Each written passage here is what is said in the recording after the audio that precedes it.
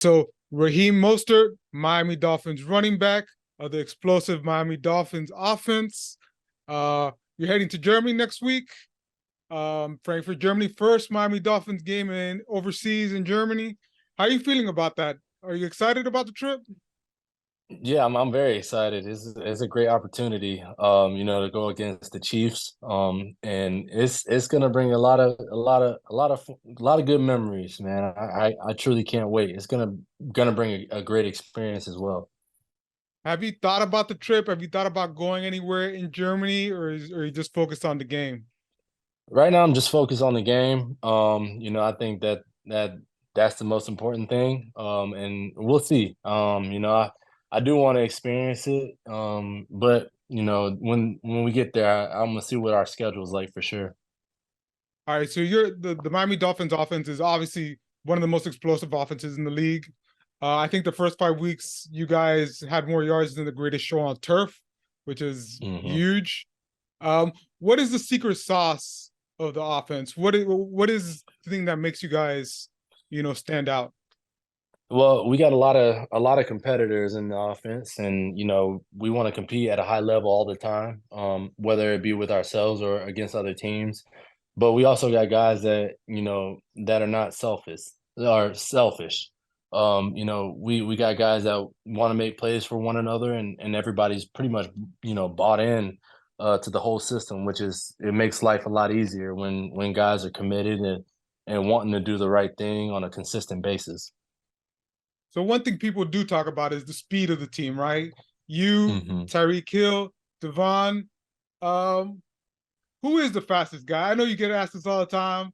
I know you Yeah. get this question all the time, but who is really the fastest guy on the team? Yeah, me. I will say I'm the fastest guy on the team.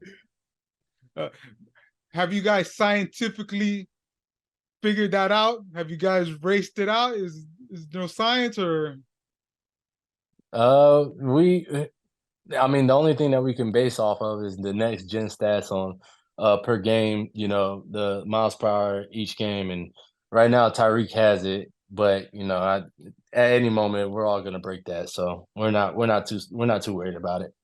does Tyreek have that stat in the locker room somewhere? Does he brag about that stat? No, he doesn't brag unless, we're really getting after the conversation of who's the fastest and then he brings it up and then everybody's like, all right, you got it. Yeah, we get it.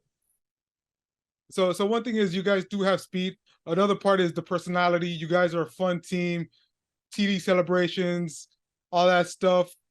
Yep. Um, how do you come up with the TD celebrations? Because every week we see something new. We saw the Remember the Titans a couple weeks ago. We see, every week we see a new TD celebration. How do you guys come up with that?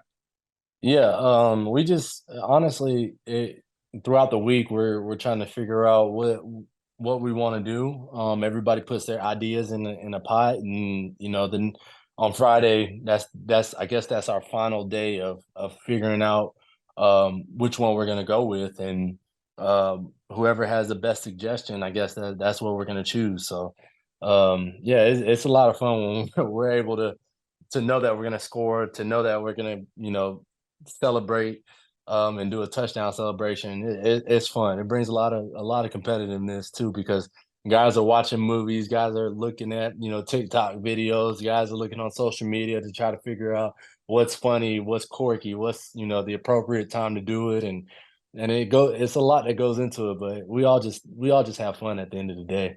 So Mike McDaniel, usually a lot of coaches, they're very serious. They wouldn't like this clever stuff. What kind of role does he play in making sure that you guys are having fun and have a personality and all that stuff?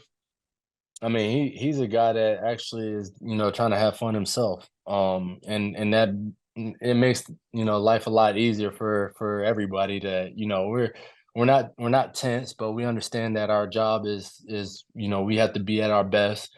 And so he understands that, hey, I'm gonna just let the guys do their thing. And we also let him do his thing. We don't try to go against the grain, as you would say. We just try to keep it as positive and as fun as we possibly can. All right, so obviously you guys are one of the most explosive personality-wise people like you. That's why you guys got picked for Hard Knocks on HBO, right? You guys are very entertaining. and you guys got picked up. What do you think people are going to learn from the Miami Dolphins team from watching Hard Knocks, watching you guys? You know, honestly, there's a lot of different characters. I think that they're going to see a lot of different guys. But you know, guys are truly going to be themselves. They're not going to front and be different just because it's a TV show. But you know, you will see what we do on a consistent basis, and it's a great opportunity for people to get seen. You know, we got guys on this team that might not have the biggest names in the NFL, but you know you'll know them once you see what they do and the type of work they put in on a consistent basis, and you know, just trying to help the team win at the highest level that we possibly can. There's some of the players that spoken out against the Hard Knock stuff. How do you feel about it? Yeah, I mean, you know, I'm with the guys. You know, I'm with the players. You know, I think that things that are spoken behind closed doors should always be behind closed doors, whether it be a player to player, player to coach, or coach to player. You know, it's all you know, it's smart. It's best that way. You know, those conversations. But it also gives people outside the rooms a different perspective of what we deal with on a consistent basis. I think that that's a good message as well. So, you know, I'm all for hard knocks being in the room, but I'm also all for, you know, having privacy as well. You know, I'm a private guy myself. You know, I like to keep my family private as well as much as I possibly can, and you know, I would much rather have it that way. So, it's honestly a good time though. It's gonna be fun for sure. All right, I want to get to your career real quick. Um, Early in your career, you bounced around a lot. It took you about 5 years, 4 or 5 years to break out after like 4 or 5 years. What was it that clicked for you? Was it the coaching staff? Was it you that clicked? What clicked for you? Yeah, I just needed somebody to believe in me, and give me an opportunity. You know, I'm always gonna fight. I'm always gonna compete. I'm gonna do what I have to do to help myself and my family. And you know, I just needed somebody to, you know, believe in in my talents. And it, like you said, it came in year 4.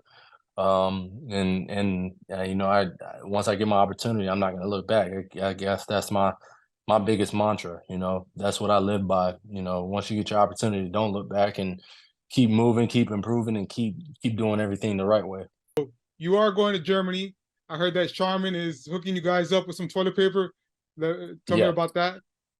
Yeah, so you know, Charmin is me, and we partnered together, and it's I'm a creature of habit. You know, that's the biggest thing. And so for me to be able to perform at my highest level, I have to do the necessary things on a consistent basis. And so one of the things that I like to do is bring things that can help me in my journey and in my travel. And what better way than to have some good toilet paper, you know, right alongside me. And so the whole thing behind partnering with Charmin is, you know, home away from home. You know, wanting to be at home at ease. I think that that's the most important thing for me, and as well as my teammates. You know, staying in routine and truly just taking it for what it is and handling business on Sunday against the Chiefs. Like I said, it's all retrospect, and that the fact that, you know, I want to be at the best possible, you know, situation I possibly can, and that's what Charmin does for me.